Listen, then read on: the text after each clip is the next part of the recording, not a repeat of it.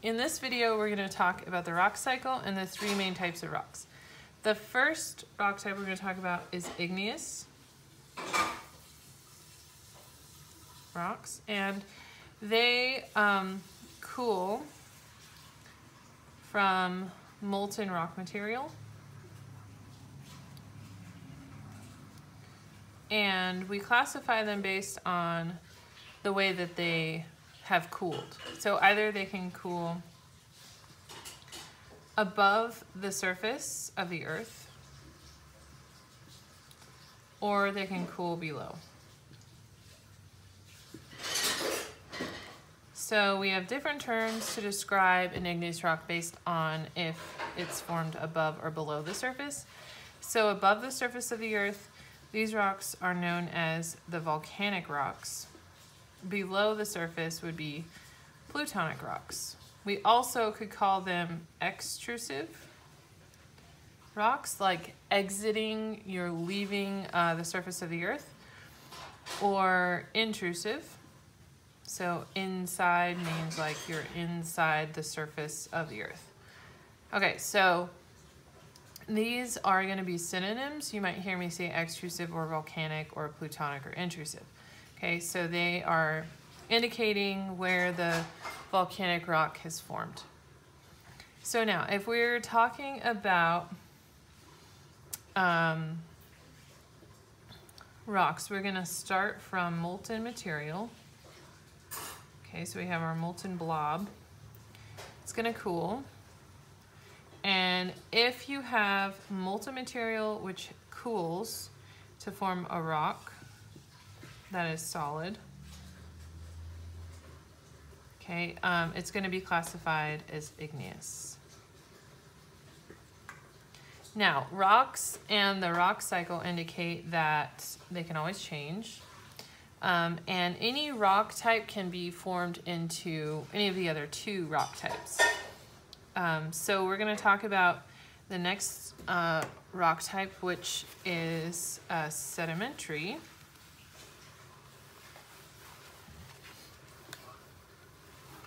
So sedimentary rocks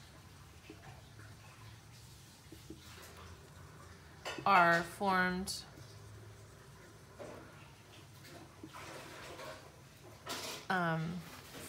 from previous rock material.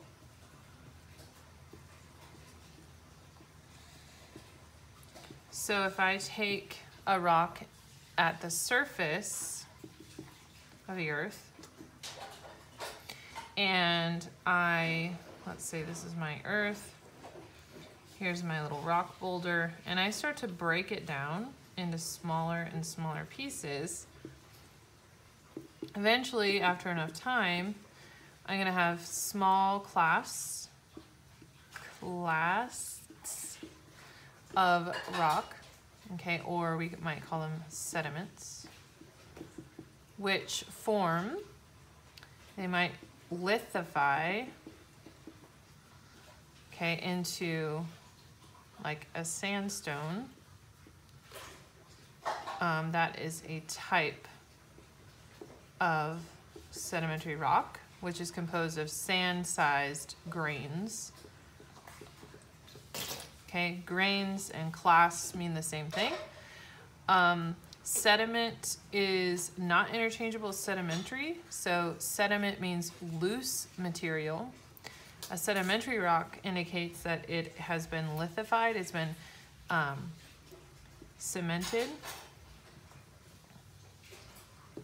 and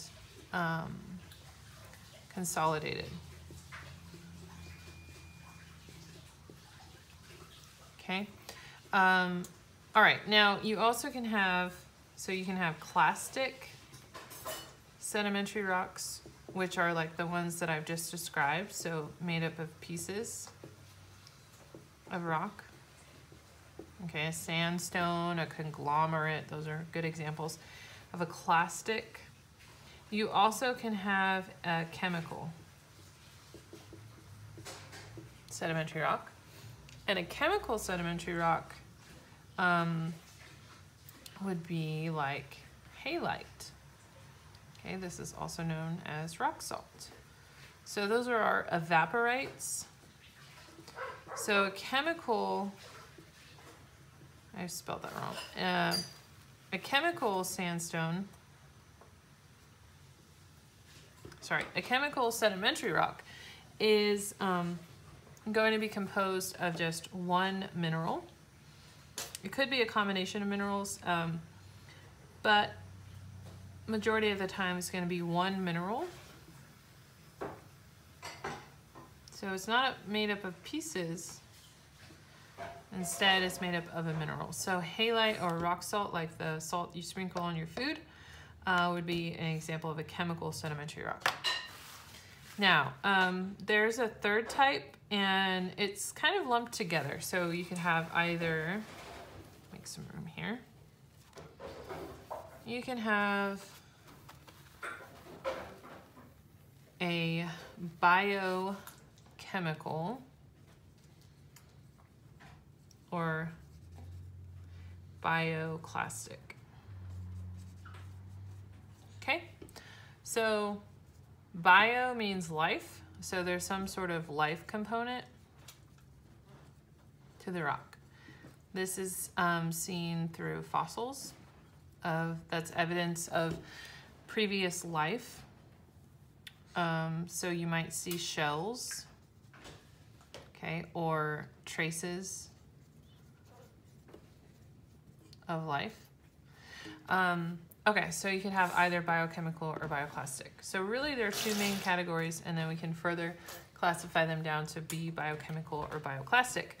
The third type of rock that we need to talk about is metamorphic before we begin the rock cycle. Okay, so here we go, metamorphic rocks.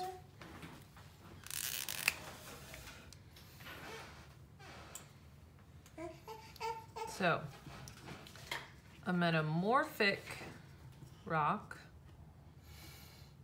is a rock that has undergone changes. It's been altered by heat and pressure. Meta means change. If we look at our root words, and morph means shape. So out of the three rock types, metamorphic rocks are the transformers. Now, in order to remain metamorphic, you can take a pre-existing rock. So let's say we take our nice little sandstone, increase heat and pressure. So heat pressure increase, and you'd get a metamorphic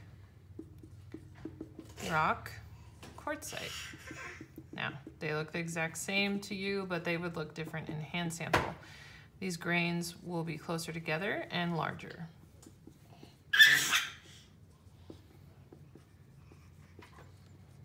Okay, if I were to melt this quartzite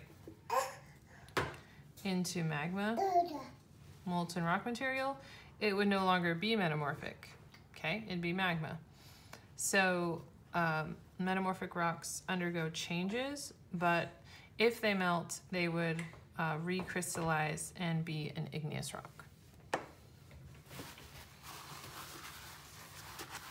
So now, the way we model this is through the rock cycle.